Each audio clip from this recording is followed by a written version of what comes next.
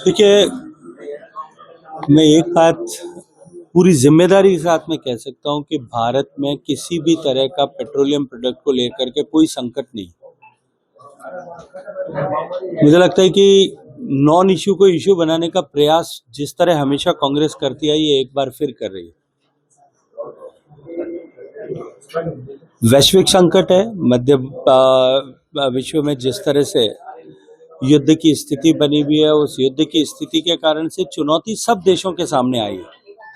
हमारे पड़ोसी देशों की यदि हम तुलना करें तो पाकिस्तान में जो है वो सारे देश में ऑलमोस्ट इमरजेंसी जैसी सिचुएशन लागू कर दी गई है। बांग्लादेश में सारी हॉलीडेज डिक्लेयर कर दिए हैं, कॉलेज बंद कर दिए हैं, स्कूल बंद कर दिए हैं, सरकारी कर्मचारियों को वर्क फ्रॉम होम के लिए कह दिया गया है, रमादान की छुट्टियां डिक्लेयर कर दी गई।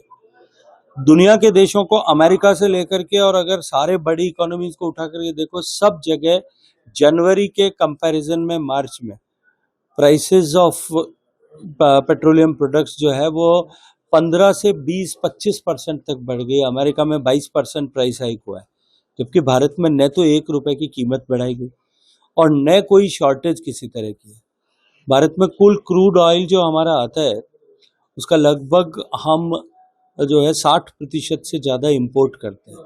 जो इंपोर्ट होता है उसका 75% जो है वो फारस की खाड़ी में से, हार्मज स्ट्रेट में से होकर के आता है।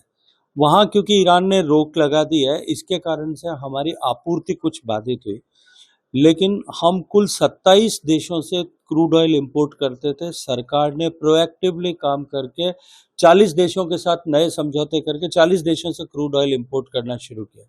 हमारी सप्लाई लाइन जो पहले गल्फ कंट्रीज पर डिपेंडेंट थी, उसको हम जो है आगे बढ़ा करके अमेरिका तक लेकर के गए।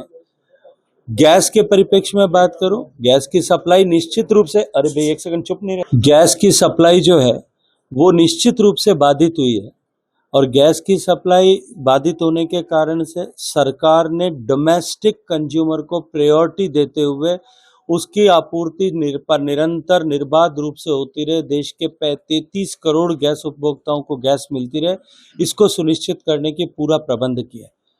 और आज कहीं किसी को किसी तरह की गैस की कमी नहीं है।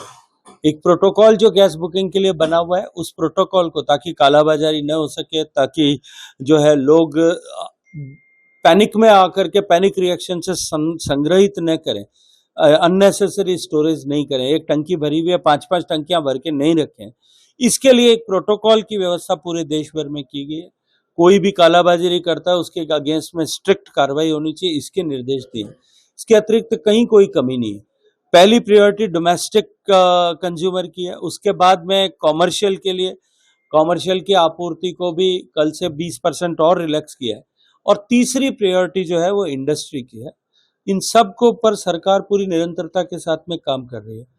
कांग्रेस पार्टी के लोगों के पास क्योंकि किसी तरह का कोई मुद्दा नहीं है, इसलिए वो इस तरह के मुद्दे जो है बनाने की कोशिश कर रहे हैं। मैंने देखा कल जोधपुर में भी शायद कोई प्रदर्शन हो रहा था।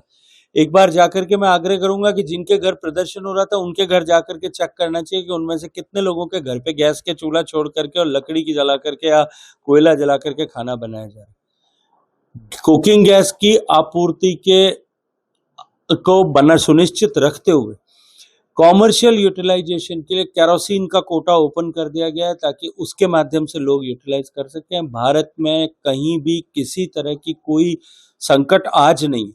युद्ध लंबे समय तक यदि खिंचता है, उसके कारण से जो चुनौतियां आने वाले समय में आ सकती हैं, उनके लिए सरकार पूरी तरह से सजग रह करके प्रयास भी कर रही है। तो मैं मानता हूं कि ये भ्रम फैलाने की स्थिति जिस तरह से पैदा की जा रही है, लोगों को भ्रम में डाल करके जिस तरह से लोगों के बीच में एक पैनिक क्रिएट करने की कोशिश जिस तरह से कांग्रेस कर रही है, ये एक वैश्विक आपदा जो युद्ध के कारण से पैदा हुई है, उस समय में इससे ज्यादा गैर जिम्मेदाराना व्यवहार कोई नहीं हो सकता जो कांग्रेस पार्टी कर रही है। सर, इस के रास्ते से जो है भारत का जो है तेल आता है और आया भी है अभी लेटेस्ट।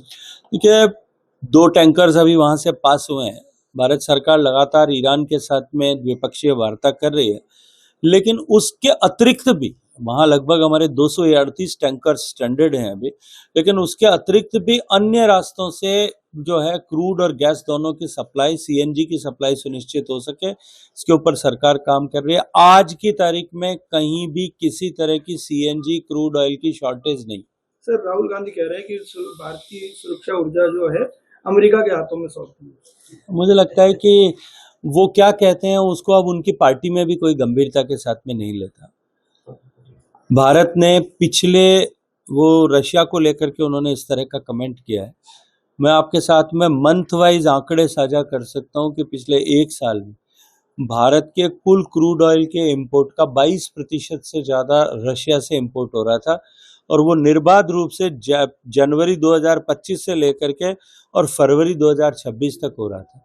मुझे पता नहीं लगता कि उनको कहाँ से कब कैसी सूचनाएं मिलती है और वो कौन सी काल्पनिक सूचना जो है उसके आधार पर इस तरह के रिएक्शन करते हैं।